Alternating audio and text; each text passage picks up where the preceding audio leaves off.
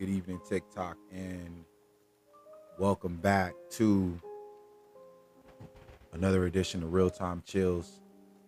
Happy Friday. And if you're new here, I usually talk about some pretty scary stuff: true crime, paranormal stories, urban legends.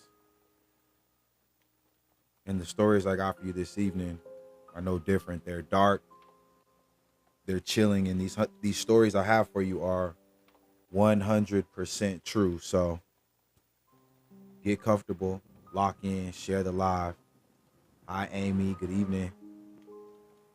And let me take you on a ride, y'all. This is Real Time Chills. Happy Friday. We made it to another one. So I want to talk to y'all first about the Eugene co-ed killer, Richard Marquette. And if you're new here, I usually talk about some pretty scary stuff. And in June 1961, a young woman named Joan Caudle disappeared after a night in Eugene, Oregon. She was just 23 years old, living on her own, and last seen leaving her apartment. 3 days later, police made a gruesome discovery. Parts of Joan's dismembered body were found wrapped in paper and stuffed into a refrigerator. Not in her home, but abandoned.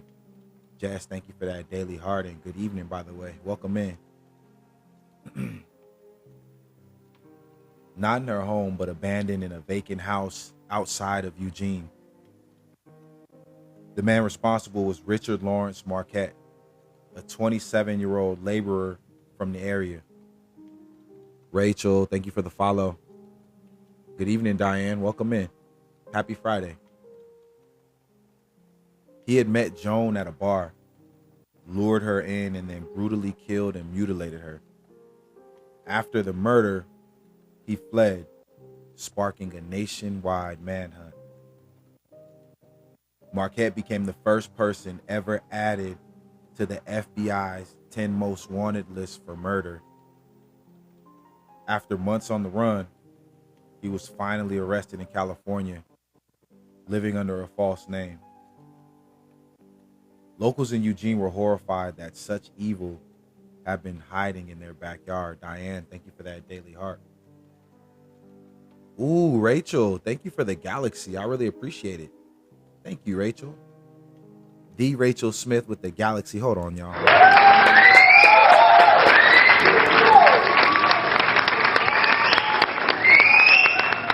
I appreciate you, young lady.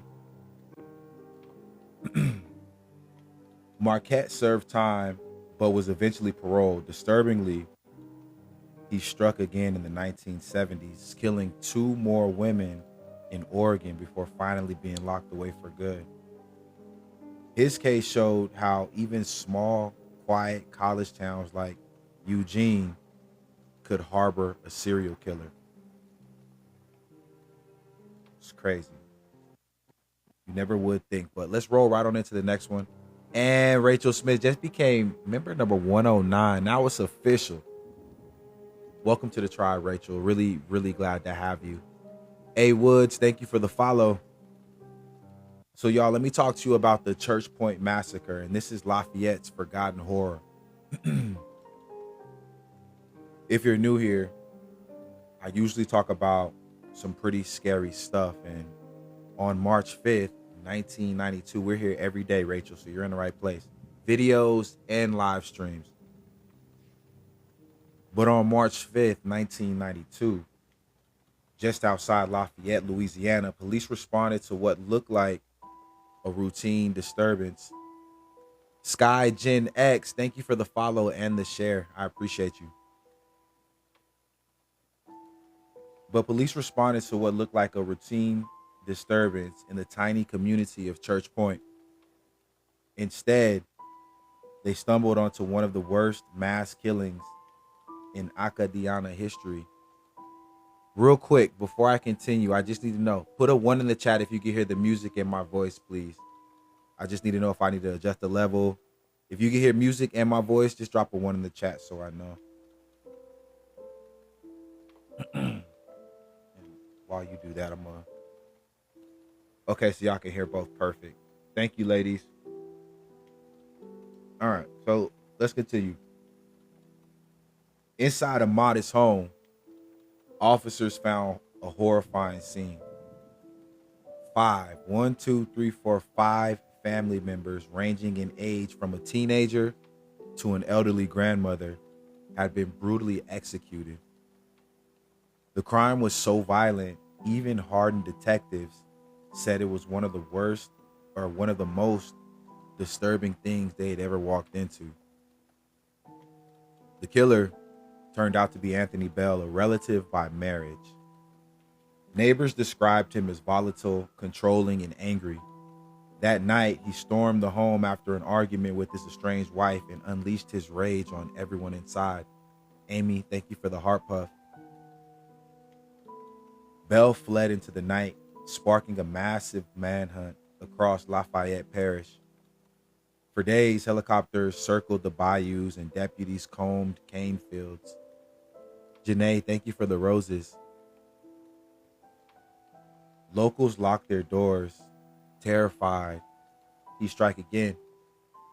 Jay, thank you for, not thank you, but good evening. Thank you for joining, for sure. Eventually, Bell was captured and later convicted, but the sheer brutality of the killings left Lafayette shaken for decades. For many, it was proof that even in Cajun country, a place known for its food, music, and family ties, darkness could creep in and destroy everything. We're on the first case, I think, Jay. There she is. Layla, baby, how you doing? I think we're on the first case. Yeah. No, second case. I'm sorry. This is our second case of the evening. So either way, you haven't missed much, right?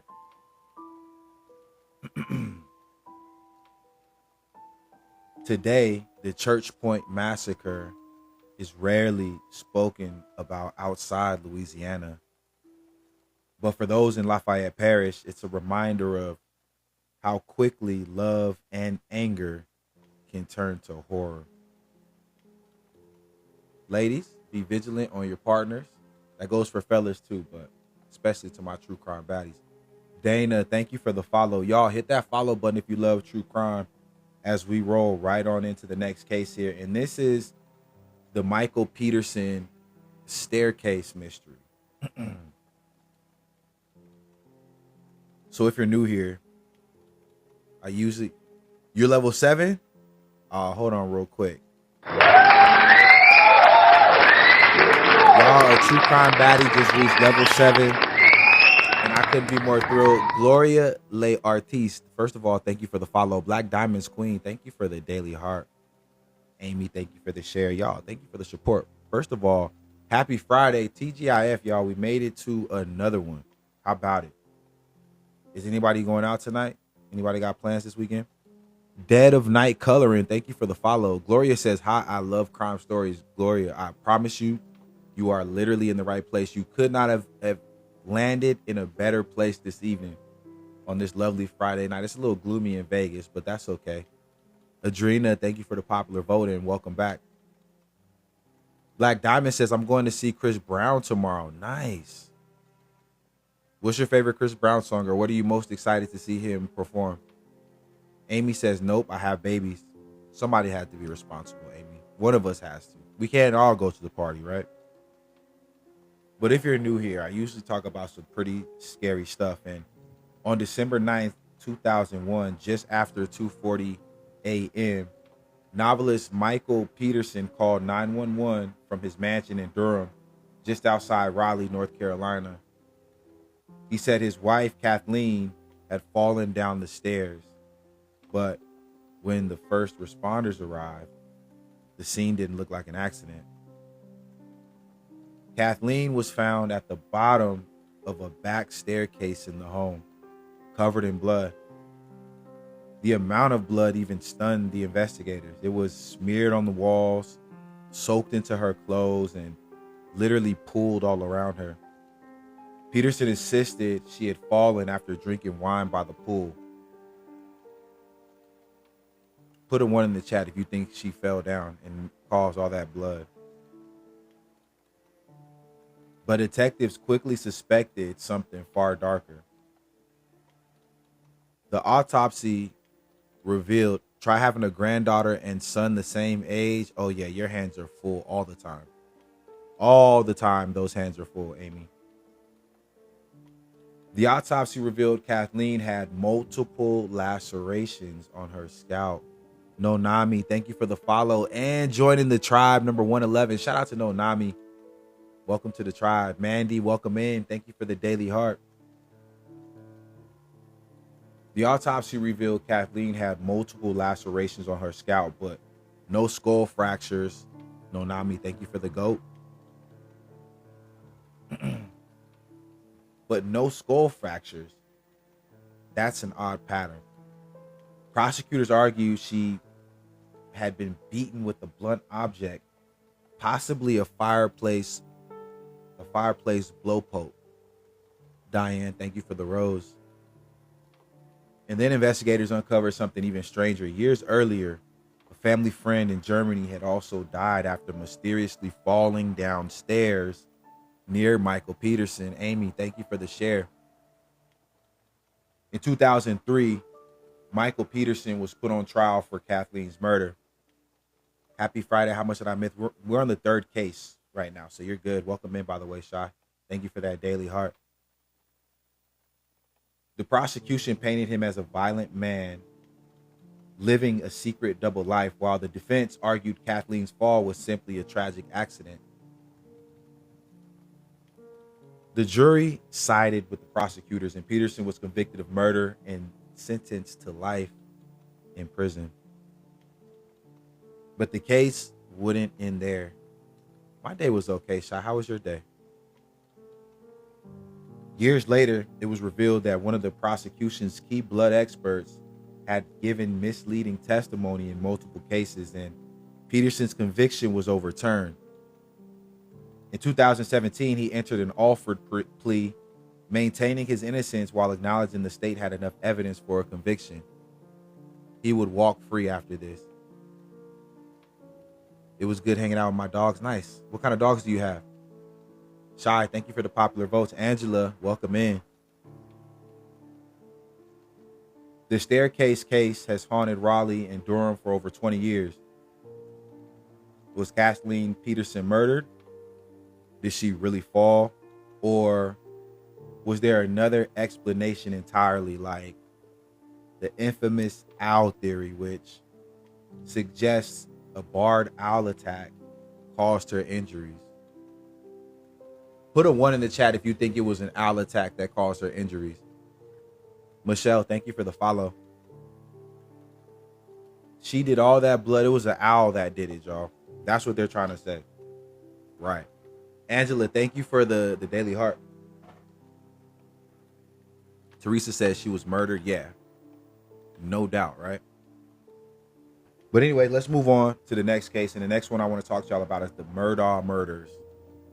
Power, money, and death in the low country. Excuse me. Black Diamond says, I have an owl in my tree. Well, be careful, because apparently they're murderous. So if you see it coming, duck. Shepherd, Chihuahua, York. Oh, that's your dog. Nice. So if you're new here, first of all, welcome. Hit the follow button if you love true crime. We're here every evening. I usually talk about some pretty scary stuff, but for nearly a century, the Murdaugh family ruled over the courts of South Carolina's Low Country. Generations of Murdaughs worked as powerful solicitors, basically district attorneys, while also running a wealthy law firm. But behind that power came scandal, violence, and death. In 2019, 19-year-old Mallory Beach was killed when a boat, allegedly driven by Paul Murdaugh, son of Alex Murdaugh, crashed into a bridge piling. Paul was intoxicated, and the case put national attention on the family, but Paul never stood trial because in 2021, he and his mother Maggie were found shot to death on the family's hunting estate. Ooh, Medic. Thank you for joining the tribe number 113. I really appreciate it, Medic. Thank you, thank you, thank you. Dondra, good evening, love. Welcome in. Teresa, thank you for the follow. Shy, thank you for the music on stage. So shockingly, the killer turned out to be Alex Murdaugh himself, the powerful patriarch. He staged the murders of his own wife and son in a desperate attempt to gain sympathy and cover up years of financial crimes. Diane, thank you for the rose. But investigators digging into Alex uncovered even more disturbing connections. Suspicious deaths linked to the family, including that of a housekeeper, Gloria Satterfield, and a young man, Stephen Smith, whose body was found on a rural road. They just came out with a documentary, a story about that on Prime Cable if you want to watch it. Nice. I think I've heard of this before too. Before I wrote a script about it. Michelle says, love the background. No, this isn't, Michelle, this is an actual castle. It has 520 rooms, 499 bathrooms, 17 halves baths. Lena, thank you for the follow.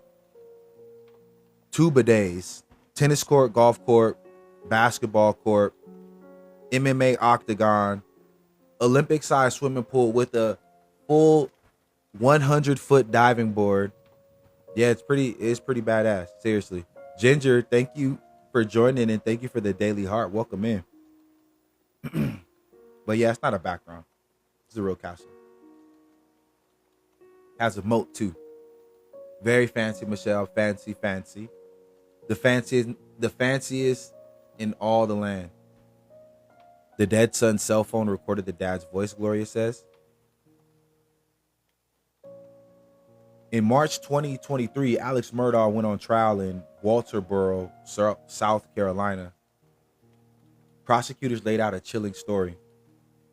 Alex killed Maggie and Paul with 2 different weapons, then tried to stage it as a mystery while stealing millions from clients at his law firm.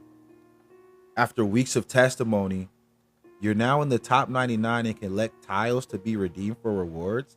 What does that mean? I'm record the audio here, but that was a pretty cool alert. Ginger, thank you for those popular votes. I never see that's a new alert. I never seen that one before. But after weeks of testimony, the jury took less than 3 hours to convict him of double murder, packed him right on up. Adrena says, I'm from that area. Okay, I didn't miss anything. Did I miss anything else? I did not. Okay. Alex was sentenced to life without parole, but the story isn't over. Investigations into the deaths of Gloria Satterfield and Stephen Smith are still open, with many in South Carolina believing the Murdaugh empire covered up multiple crimes for decades. Medic says, as Reba said, you can't trust the soul of no backwards Southern lawyer. Hold on real quick. Congratulations. Well done. That was the word. Shout out to Reba too, because that was a word. Didn't he kill the maid and collect the insurance money, Michelle says? Some say the Murdaugh family was cursed. Too much power, too much money, and too many secrets hidden in the swamps and rivers of South Carolina's low country. Nakias, thank you for the follow. Michelle says, I think the dad was gay. Could be. You never know. On the down low or something, huh? But y'all, let's talk about the Bitter Creek Betty mystery. And if you're new here, first of all, welcome. Make yourself comfortable. Hit that follow button if you love true crime. And also, make sure you click the link in my bio and subscribe to the YouTube channel. I've started posting videos on the YouTube as well. And the replays of the live streams will be uploaded to YouTube in case you missed some. Angela getting me right with my snapback. Angela, I appreciate you. Adrena, thank you for the daily heart. But yeah, y'all, subscribe on YouTube if you haven't already. We're at like 333. We're working our way on up to 1,000. Y'all know at 1,000 the podcast drops. So make sure you go over and subscribe to YouTube. I have been watching the lives I miss on YouTube. So Amy's been going over there. We just gonna, and then even probably, if I can, starting tonight for our True Crime After Dark, I might be able to live stream on YouTube and TikTok at the same time. So we'll see. And I'm not against gay, but he was married and hiding being gay. Yeah, I'm not against gay either. Like, my thing is this: is like, do whatever you want to do as long as you're not hurting anybody. But if you have a family, whether you were having a homosexual affair or a heterosexual affair, it's not cool. Just break up with somebody. Don't kill them. Don't have somebody else kill them. Just break up. I know it sucks. It hurts. I don't want to get divorced, but now you're in jail for the rest of your life. And you have to try to sleep with bodies on your conscience. You've done so much more damage than you ever needed to. Just to not be in a relationship anymore, it just seems a little drastic. And they said he killed a guy on the side of the road. See, that just seems impulsive. Like, what the guy on the side of the road do but be on the side of the road? Amy says, I'm getting a divorce. Sorry that you're getting divorced, but I'm proud of you for having the courage to be able to do it, because a lot of people won't. Whiskey and Wine says, just get the divorce. But yeah, it takes courage. It takes courage to stand up. It takes courage to stand up, It takes courage to stand up and fight for yourself. Because no one's going to fight for you like you fight for you. But let's move on, y'all.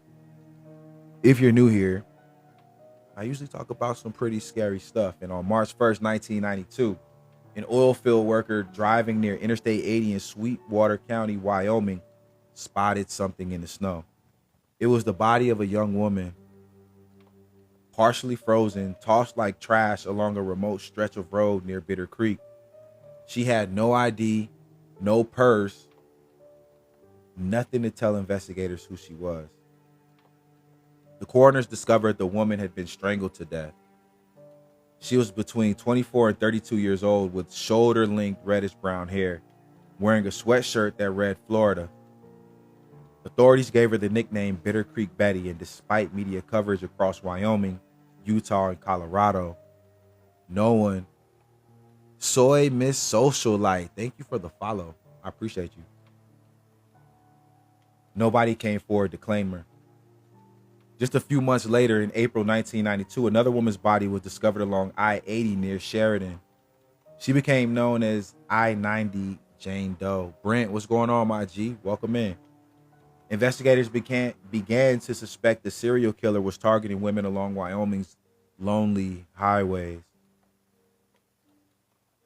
For decades, detectives chased leads, truck drivers, drifters, known predators. Hundreds of suspects were questioned. Some pointed to Clark Perry Baldwin, a long-haul trucker who murdered multiple women in the 1990s, as the possible killer. But without knowing who Bitter Creek Betty really was, the case remained cold. Moreover, in 2020, thanks to DNA and genealogy testing, investigators identified Bitter Creek Betty as 36-year-old Shirley Ann Soucy, a Cree woman from Alberta, Canada. She had been reported missing by her family, who spent years searching for her. Still, the killer has never been caught. Shirley Ann Soucy was finally returned home to her family in Canada after nearly 30 years, but in Wyoming, her case remains one of the most haunting unsolved murders on I-80. Whiskey, thank you for the shares. I appreciate you. Y'all hit that follow button if you love true crime. Let's roll right on into the next one. And the next case I got for y'all is about the murder of Mamie Thurman. And if you're new here, thank you for those shares, Whiskey. If you're new here, I usually talk about some pretty scary stuff. Make sure you hit that follow button so you don't miss the next live. And in June 1932, Amy, welcome to the tribe. Amy just joined, number 114. Amy, I do appreciate you. Welcome, welcome, welcome. Thank you so much. In June 1932, the quiet Appalachian town of Logan, West Virginia was rocked by a brutal murder. Nunya, thank you for the follow. Mamie Thurman, a 32-year-old housewife, was well known around town. not only as a churchgoer, but as also rumored to have had secret affairs with several prominent men in the area. What's going on, Amy? Welcome in. One morning, Shorty, welcome in, welcome in. Happy Friday, ladies. One morning, her lifeless body was found on a wooded mountain road. Her throat was slashed and she had been stabbed 31 times. Thank you for that daily heart too, Whiskey. I appreciate you. Mammy's murder stunned Logan County. She wasn't just a victim. She was a respected member of the community, married to a police officer. The crime scene suggested she had been killed elsewhere and dumped on the mountain.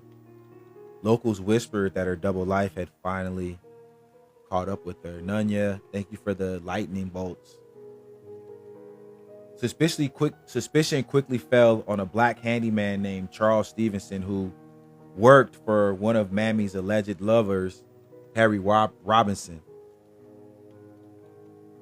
Rihanna says F no. Stevenson supposedly confessed to killing her after an argument. Amy, thank you for the popular votes. But many believed he was scapegoated to protect powerful men in Logan. Despite little evidence, Stevenson was convicted and sentenced to life in prison. Robertson, the wealthy man rumored to be involved, walked away untouched. To this day, many in Logan believe Stevenson didn't act alone or at all. Was Mammy killed to silence her from exposing affairs with influential men? Did the town's elite stage a cover-up to protect their reputations?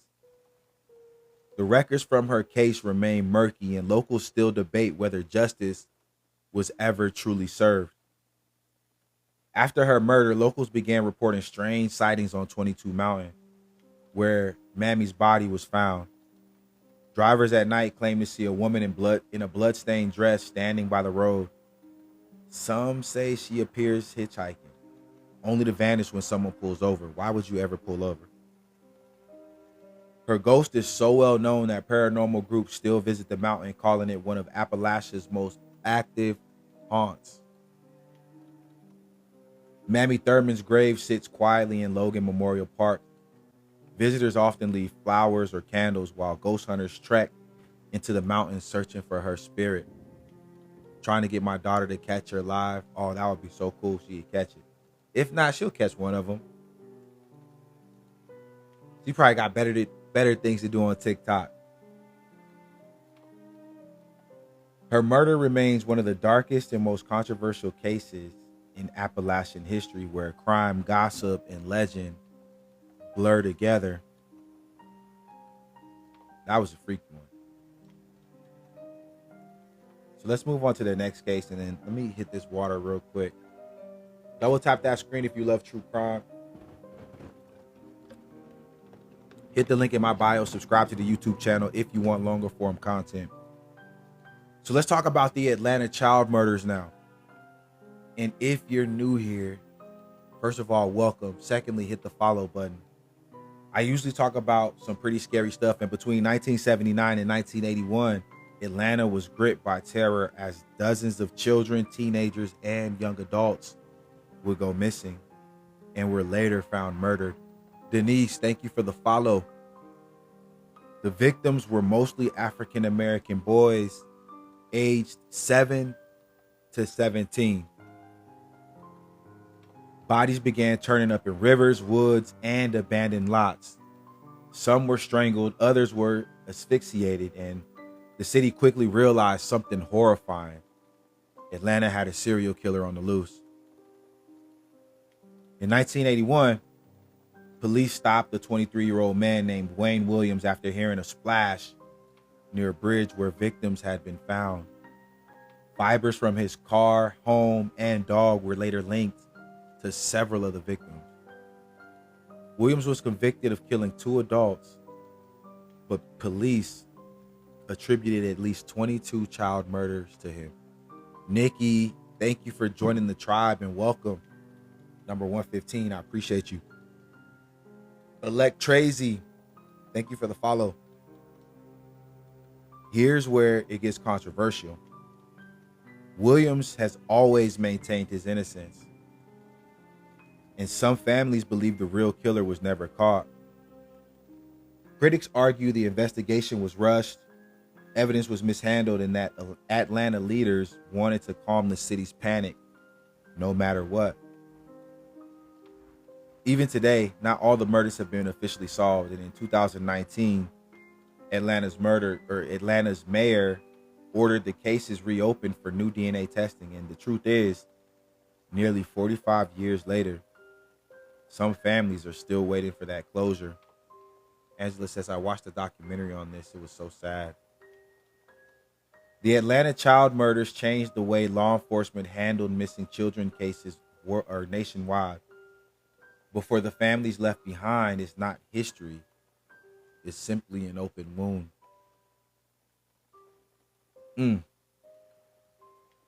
So sad. Tams, thank you for the donut. I appreciate you. So let's move on to the next case. And the next one I got for you is about the Green River Killer, Gary Ridgway. So if you're new here, I usually talk about some pretty scary stuff. And in the early 1980s, bodies of young women began turning up along the Green River just south of Seattle. Most were strangled and dumped in wooded areas or riverbanks. The victims were often runaways or sex workers, making them easy targets, and police realized they were dealing with one of the most prolific killers in American history. The press gave him a name that would haunt Washington forever: the Green River Killer. For nearly 2 decades, investigators followed leads, but the killer kept slipping away. The FBI even brought in profiler John Douglas and infamous serial killer Ted Bundy to give insight into how this murderer thought. Finally, in 2001, DNA testing linked painter Gary Ridgway to the murders. He had lived a quiet suburban life while killing dozens of women across Washington. Ridgway admitted to strangling his victims and dumping their bodies in clusters.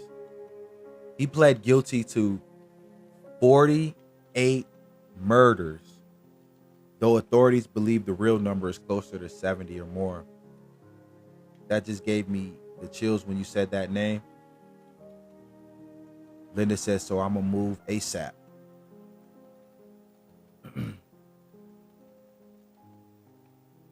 Today, the forest, back roads, and rivers around Seattle still carry whispers of Ridgway's crimes.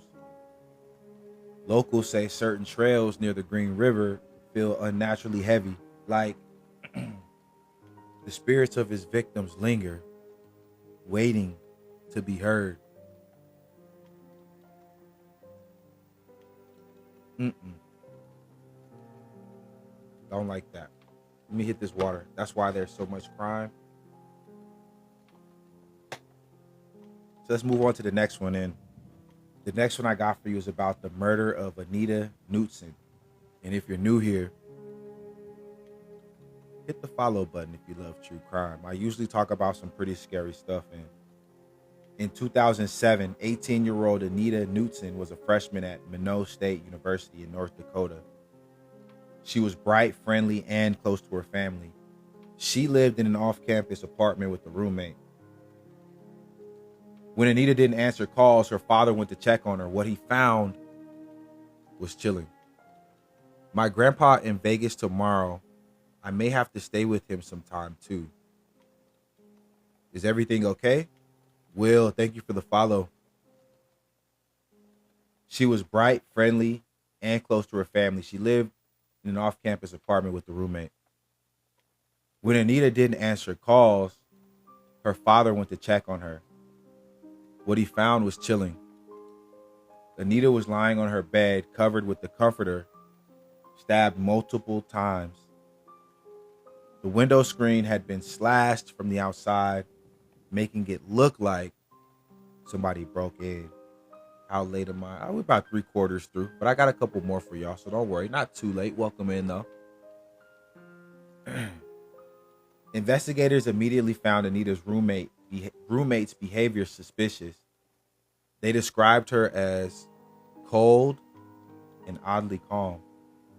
Some believe the scene looked staged, like whoever killed Anita tried to make it appear as though a stranger had broken in. Basically, not enough. So I will try again Monday. Hit them with 30 days and contact attorney as well. But moving is number one. Moving from Tucson? I had to take my youngest to the hospital. What happened, Ashley? Halloween's coming up. Lots of masked people. That's good thinking, Linda. Honestly, that's actually smart. It's smart that you're thinking like that. You done been through some stuff before. I could tell. For over a decade, though, the case went cold. Anita's family would push for answers, but nothing moved forward. Locals whispered about the roommate, but no arrests were made. Finally, in 2022, 15 years after Anita's death, police arrested her former roommate, Nicole Rice. She was charged with Anita's murder. Mama Chronicles, thank you for the Daily Heart. He had a reaction to a vaccine because the med assistant messed up his shot. Oh, yeah. That would have had me. Ooh. Maybe today I would be calmer about it, but there's a time where that would have really grinded my gears in a different type of way. Prosecutors revealed that tension between the two young women had been escalating in the days before Anita was killed. North Dakota had lived with this mystery for over a decade, and even now, his leg is so red and swollen. Did he get any antibiotics or anything for it? What did they say to do? Well, even now, many residents of Minot say Anita's story serves as a reminder. Sometimes the person you trust to live with could be the one hiding the darkest secret.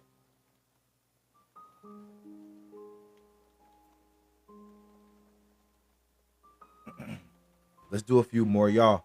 Make sure y'all hit the follow button. True Crime After Dark coming up later this evening. And if you know, you know. If you miss them, just hit the link in my bio. You can watch them on YouTube later.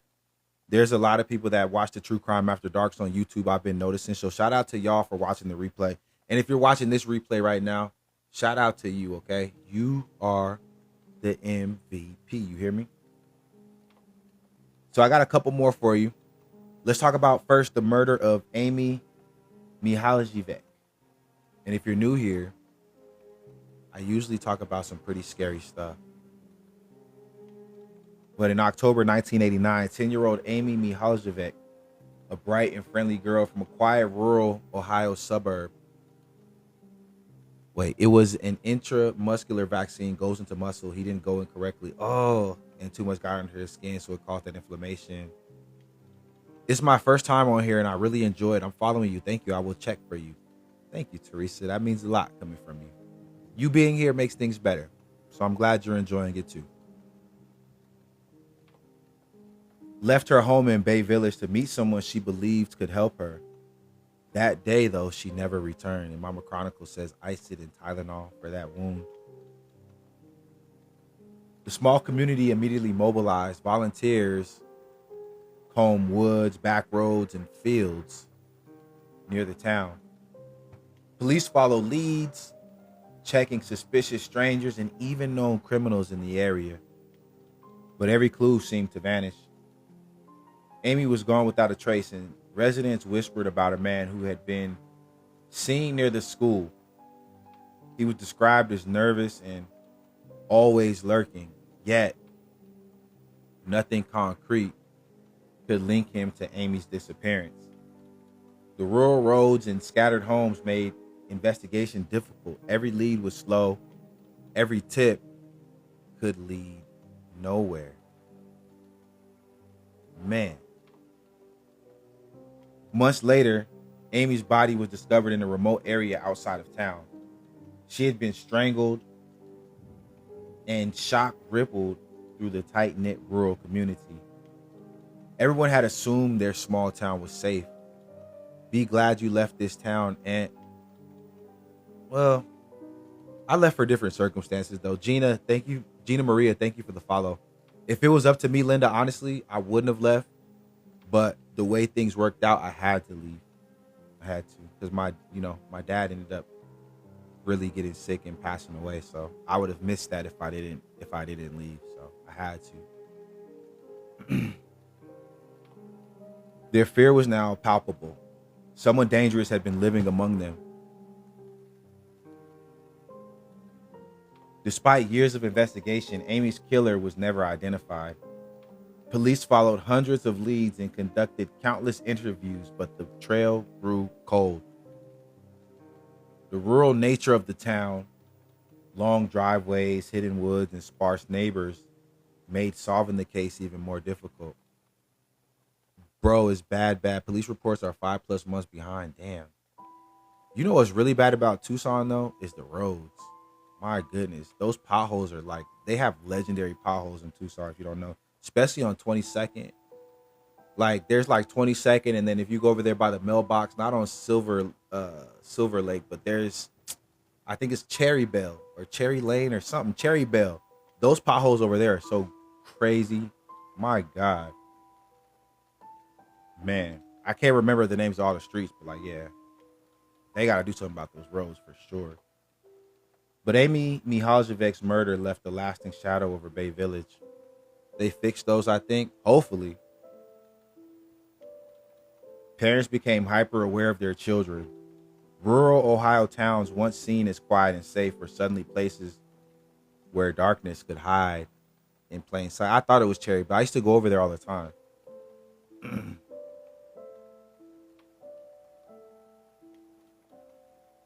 All right, y'all. So now I want to talk to you about the kidnapping of Katie Beers. If you're new here, I usually talk about some pretty scary stuff. And if you're into true crime, make sure you hit that follow button. Don't wait. You don't want to miss the next live stream or the next video. I hope you're doing well. I'm doing okay, Ashley. Thank you. I'm doing all right. I can't complain.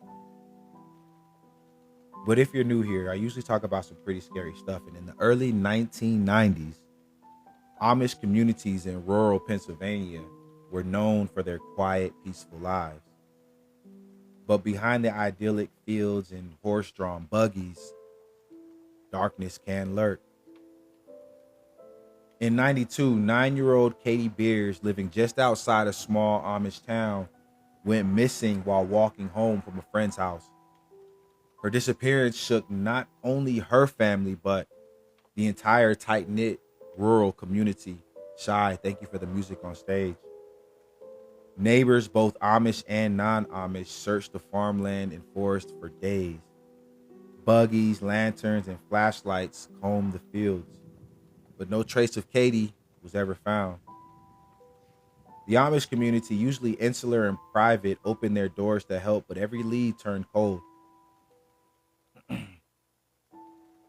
A local farmer reported seeing a suspicious van parked near the woods a few days before Katie vanished. Shy, thank you for the I heart you. I appreciate you. But no one could identify the driver. Whispers spread of someone who shouldn't be around the children. Someone hiding in plain sight among the rural roads and farmland. Amy, thank you for the daily heart. I appreciate you. After 17 days, Katie was discovered alive in a hidden soundproof room beneath the suburban home, miles away from the Amish farmlands.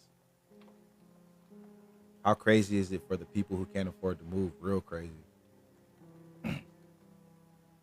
She had been kidnapped by a local man who had somehow integrated himself unnoticed into the community's outskirts. The rural isolation of the area had made it easier for him to evade detection. The kidnapper was arrested and sentenced to life in prison, but the event left a permanent scar on the Amish adjacent communities. The fear of outsiders infiltrating the calm rural life changed the way families watched their children. To this day, the story of Katie Beers in Amish country is a cautionary tale that even in the most secluded, peaceful rural areas, danger can hide quietly in plain sight, simply waiting for the right moment. Debbie D and Crazy Mama Bear, thank you for the follow, ladies. I appreciate you. Y'all hit that follow button if you love true crime. Let me see. Y'all got time for one more? Or should we y'all got time for put a one in the chat if you got time for one more. We'll do one more if y'all got time for one more. If not, I'll call it. Marsha, thank you for the follow. Amy, thank you for the tiny Deanie in love. Ooh.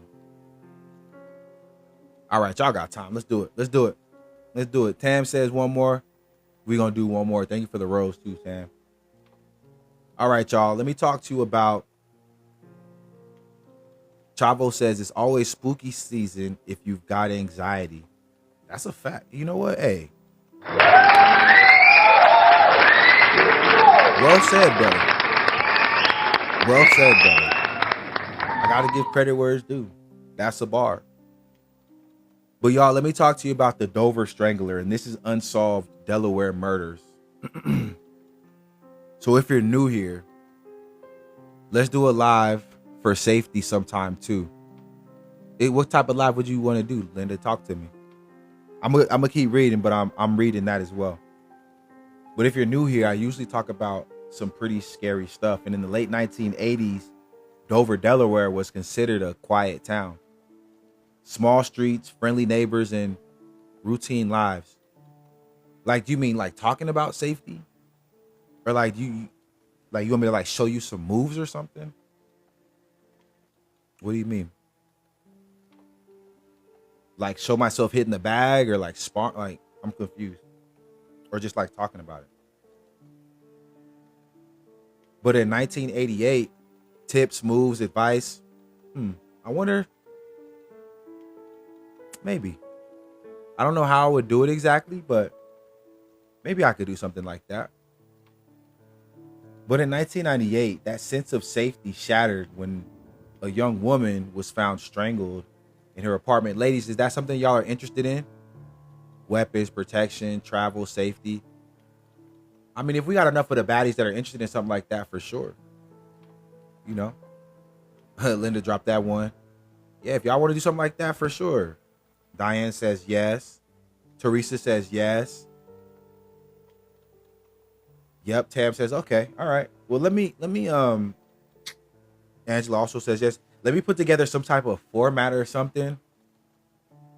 I'll have to brainstorm and figure out, because the thing is with showing y'all moves too, I got an RF reader, but it's hard to reach it. Oh yeah, okay.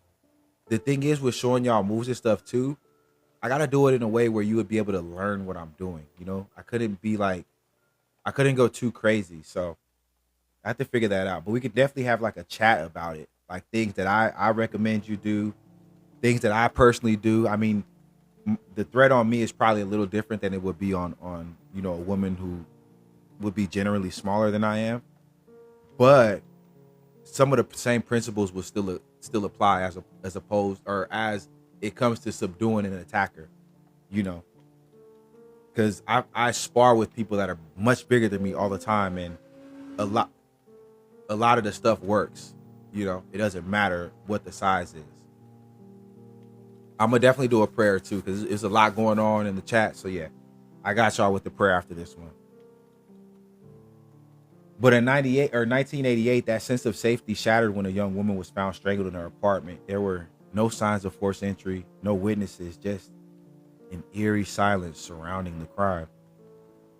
Within months, 2 more women were discovered murdered in eerily similar circumstances. Each had been strangled in their home, all in Dover, all within walking distance of the others. Panic gripped the small community. I got y'all, ladies. You know we're going to do a prayer for sure.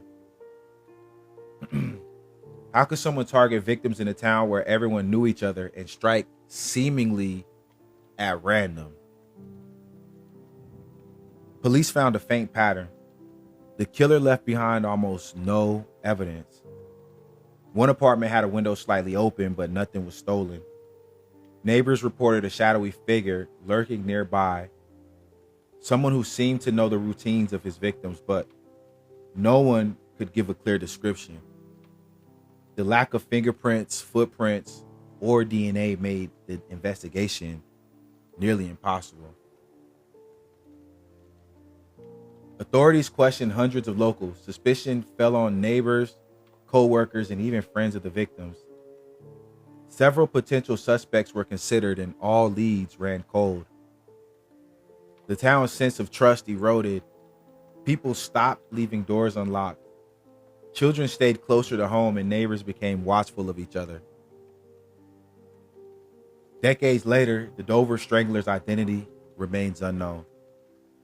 Some theories suggest a drifter, someone passing through Delaware and studying the town's routine. Others suspect it could have been someone living among the community all along. Angel, what's going on? How are you? It's good to see you. Happy Friday. Blending in unnoticed.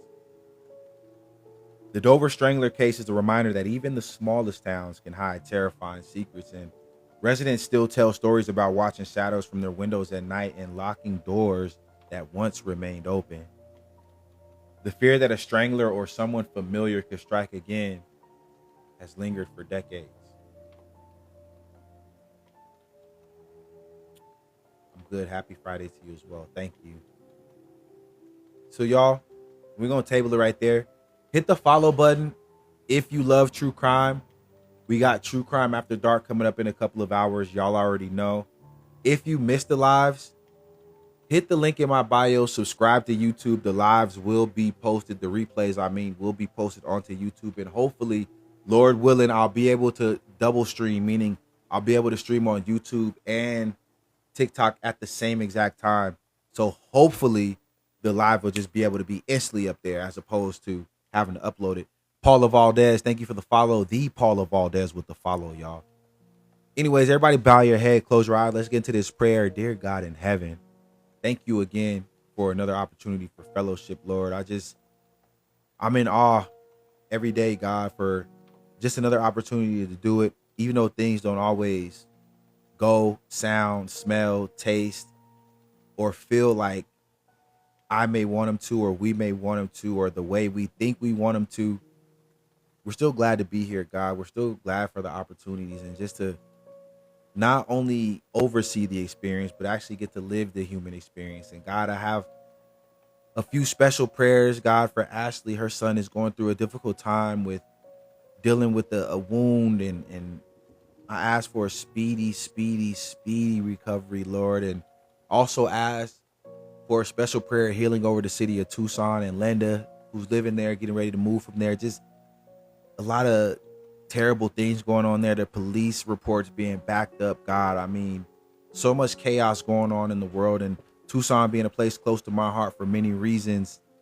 I ask for a special healing for that place, Lord. Angela also had a special prayer request. I know there were a couple of more, God, and I ask that you hear all those voices. You listen and take into account all those voices and those requests, and handle them according to your will, Lord, and in the best way you see fit. Because even if we don't see it, it might be the best thing for us in the long run. So we ask for those things, God, and we continue to be faithful. We continue to show love and reverence and respect to you and the role that you play in our lives, and just the things that you do for us constantly every single day, Lord, from the tiniest amenity to the greatest luxury that, we may or may not have. Thank you, God, for more time. Thank you, God, for another Friday. Hopefully you have a good weekend, Lord. We'll talk again soon. And I say that in your heavenly name, God. Amen. Amen. Amen. Y'all, we did it again. True Crime Live. Complete.